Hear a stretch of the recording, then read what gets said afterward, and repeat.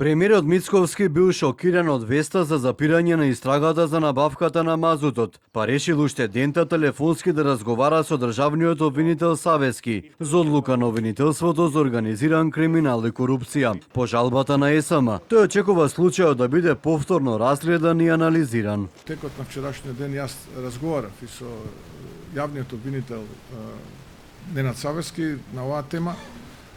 Тој ме информираше дека не бил информиран за оваа одлука на ОЈОГОК, која што го води Исламабази, и претпоставувам дека повложената жалба од страна на АДСМ, случајот ќе биде преразгледан и вратен на повторно анализирање. Затоа што ако тоа не се случи, тогаш обвинителството дефинитивно го губи својот кредибилитет. Од опозицијската СДСМ, изјавата на Мицковски кој каже дека разговарал со Савески за обвинителски одлуки е доказ за неговото влијание во правосудството. Мицковски повторно диктира задачи за јавниот обвинител.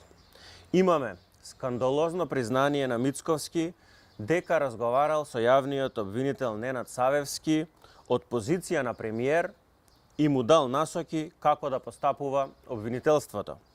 Мицковски вели, цитирам: "Ако тоа не се случи, тогаш обвинителството дефинитивно го губи својот кредибилитет." Што е ова? Чиста наредба. Како што правиш од собраниска говорница, како што прави од телевизија, сега повторно нова наредба на Мицковски за јавниот обвинител кој самиот го избра и го постави.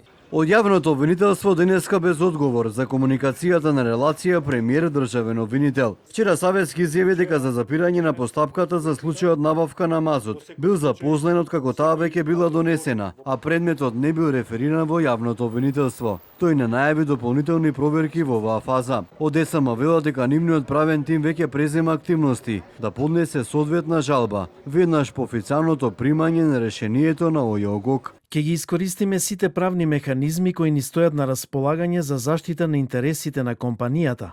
Првиот човек на ОЈОГОК пак Исламабази ги отфрли обвинувањата на ВМРО-ДПМН за влијание за запирање на постапката за предметот во врска со набавките на мазут. Абази изјави дека во своето работење нема вршено никакви притисоци врз колегите. Во истрагата за набавка на мазут кој траеше 1 година, ОЈОГОК не утврдил дека осомничените ги сториле кривичните дела за кои се гонеа.